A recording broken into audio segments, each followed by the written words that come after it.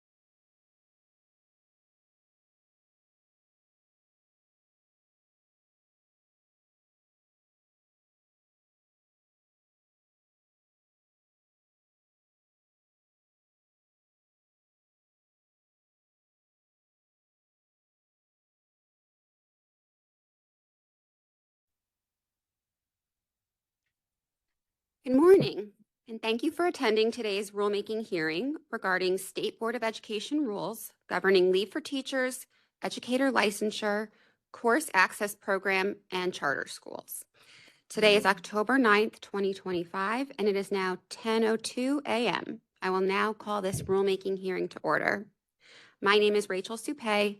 As the General Counsel for the State Board of Education and their designated representative, I will be presiding at today's hearing. Information on how to join the rulemaking hearing, both in person and electronically, was included in the rulemaking hearing notice filed with the Secretary of State's office and posted on the State Board's website. Since this hearing is being held both electronically and in person, I want to remind all attendees who are joining online to please keep yourself muted unless asked to unmute. This will minimize any audio feedback and ensure that the speaker can be heard.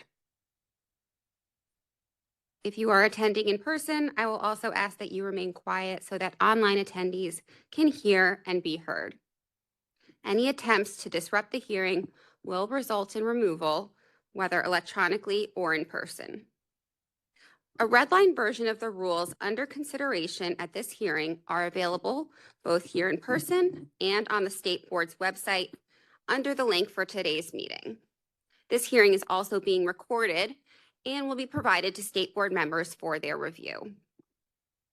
Moving into the rules that are a subject of today's hearing, this rulemaking hearing is an opportunity for the State Board of Education to gather public feedback regarding the following rules.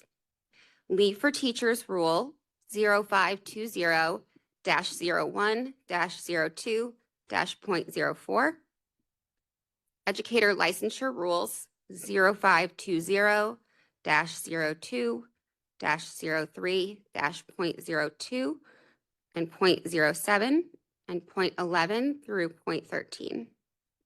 Course Access Program Rules 0520-01-14, .05 and .07, and Charter Schools Rule 0520-14-01-.01 and .03 through .05.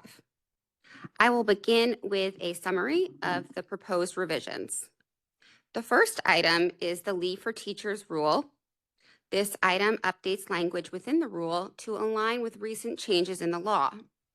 Chapters 296 and 235 of the Public Acts of 2025 increase from 20 days to 30 days the maximum number of consecutive days a substitute teacher may substitute for a regular teacher on leave without having to possess a teaching license or permit. This item also updates the rule to cross-reference the requirements in statute. The next item is Educator Licensure Rules 0520-02-03, .02, .07, and .11 through .13. The rule chapter outlines the license types issued in Tennessee and pathways towards licensure. Chapter 328 of the Public Acts of 2025 took effect on July 1, 2025, and made various revisions to the educator licensure laws to streamline requirements and increase consistency across emergency credentials and license types.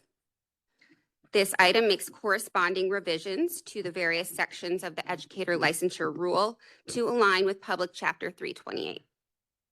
Revisions include adding the new limited occupational teaching license and defining validity periods for limited and limited occupational licenses, while replacing outdated occupational permits. Educators will now be able to add endorsements to post-secondary educator licenses in subsequent issuances, and those with emergency credentials may teach courses with end-of-course exams. The rules remove prohibitions on granting endorsement exceptions for EOC courses and on issuing clinical practice permits for elementary physical education. They also amend the requirements for limited licenses for educators who have used 3 temporary permits and remove restrictions on issuing limited licenses for EOC courses. Finally, they establish requirements for obtaining, renewing, and advancing the limited occupational teaching license created by Public Chapter 328, including industry experience, LEA training, and support from a highly effective mentor. The next item is the Course Access Programs Rule 0520-01-14-.05 and .07. This item aligns the rule with Chapter 235 of the Public Acts of 2025, which repealed from statute certain program reporting requirements. Changes include removing the requirement for the department to publish a link to the course access catalog in a prominent location on their website. The requirement for the department to make certain information publicly available, including the number of students participating in the program, the number of approved providers, the number of approved courses, courses available by subject and grade level, student enrollment by subject and grade level, and student outcome data, was also removed to align with the changes in statute. The last item is Charter Schools Rule 0520-14-01-.01 and .03 through .05. Chapters 275 and 456 of the Public Acts of 2025 amended several charter school laws, and the department and state board have engaged stakeholders to discuss opportunities to streamline some existing processes. The changes are summarized as follows. 0520-14-01-.01 shifts responsibility for developing the charter school application and scoring rubric from the department to the state board.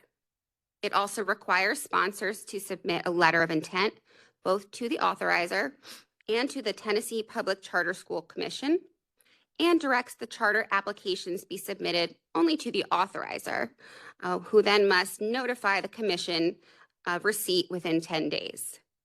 Additional changes include clarifying timelines for the application fees and paper copies, removing options for authorizers to add additional priorities in the application process, standardizing terminology, and reorganizing the rule for clarity and alignment with statutory timelines. 0520-14-01-.03 reflect changes required by Public Chapter 456. Specifically, it requires that the state share of the funding generated through the TISA formula be dispersed by the department directly to charter schools rather than through the authorizer, unless that school is authorized by the Tennessee Public Charter Commission or the Achievement School District.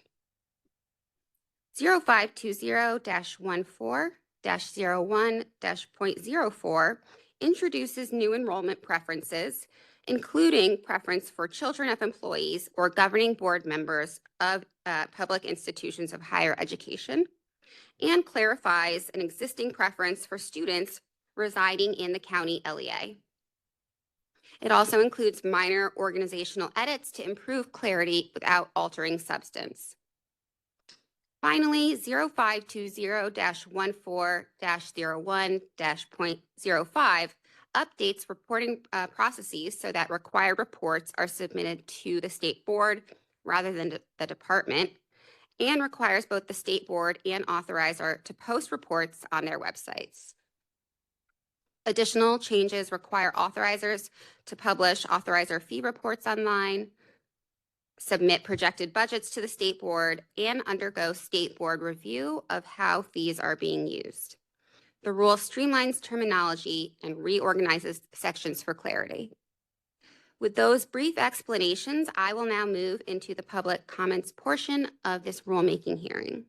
Please note this rulemaking hearing is an opportunity for the state board to collect feedback on the proposed changes to inform potential revisions. It is not a question and answer session. During the public comment portion of this hearing, please state your name and organizational affiliation, if any, before making your comment. Each person who wishes to speak will be allotted 3 minutes.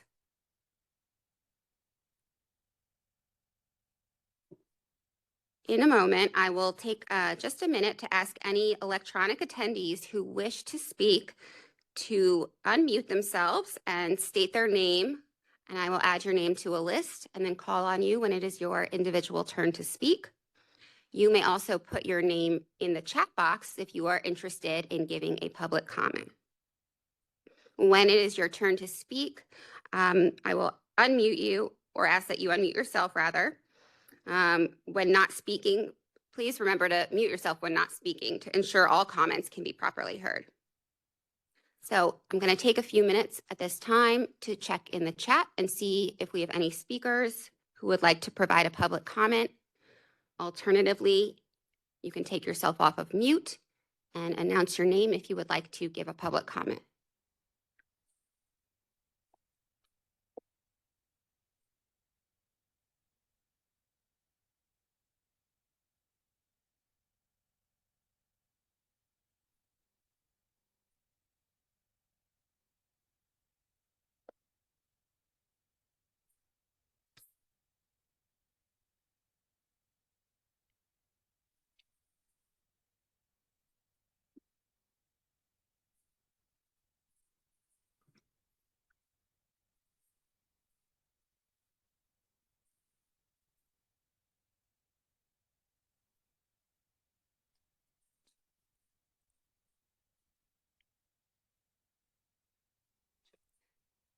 Seeing as we do not have any requests to issue a public comment, I would like to issue a few final reminders. It is anticipated that the board will vote on final reading of these rules at its quarterly meeting on November 21st, 2025. Specific details about that meeting agenda and how to attend or watch the meeting online will be posted on the State Board's website under the meetings page. If the board approves these rules on final reading, they will be sent to the Attorney General's office for approval, be published with the Secretary of State for 90 days, and go before the Joint Government Operations Committee of the Tennessee House and Senate.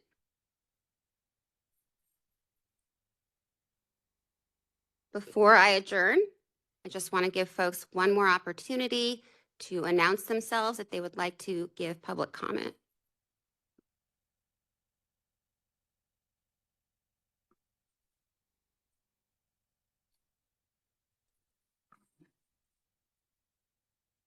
Seeing none, the State Board appreciates those who took time out of their day-to-day to listen in to today's hearing.